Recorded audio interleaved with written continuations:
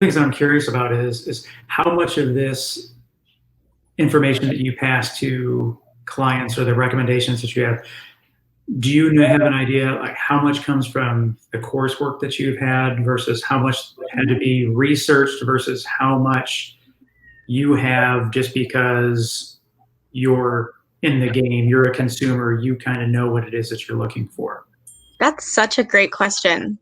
I think business school, the classes and the courses have helped us to come up with frameworks to solve problems. So, the strategy behind it and maybe, how a student would go about finding the issue.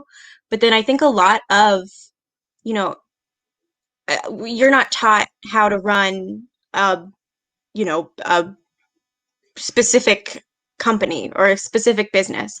So, we've had students that have had to do crash courses in, service-oriented businesses or whatever it might be to really figure out specific loans to apply to, understand the processes. So it's almost like our schoolwork has been able to provide that framework, the bones, if you will, but then a lot of it is just learning on the job.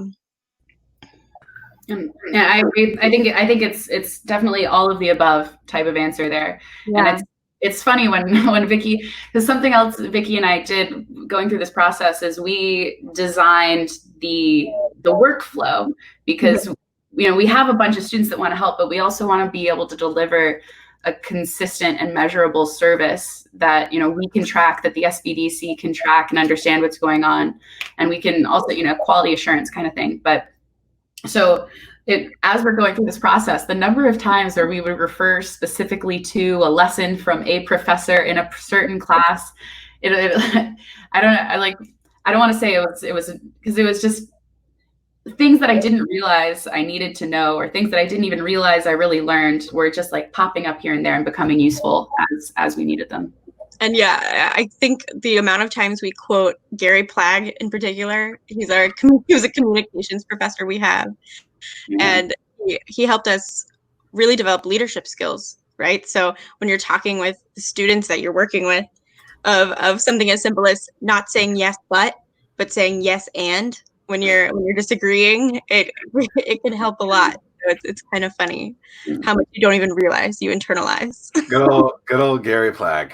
Gary Plagg. You know him, I'm glad. An old friend of, well, maybe he's a friend of the show, but I met him at Tim's old stomping grounds in the old Williamsburg market. I don't know what that specific area was, but he's great at performances. He wouldn't call them a presentation. He would call them a performance, which I've stolen from him.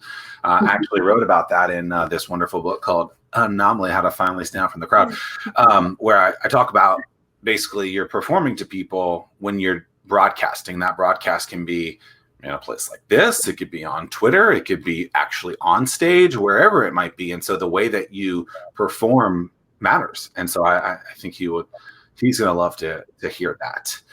So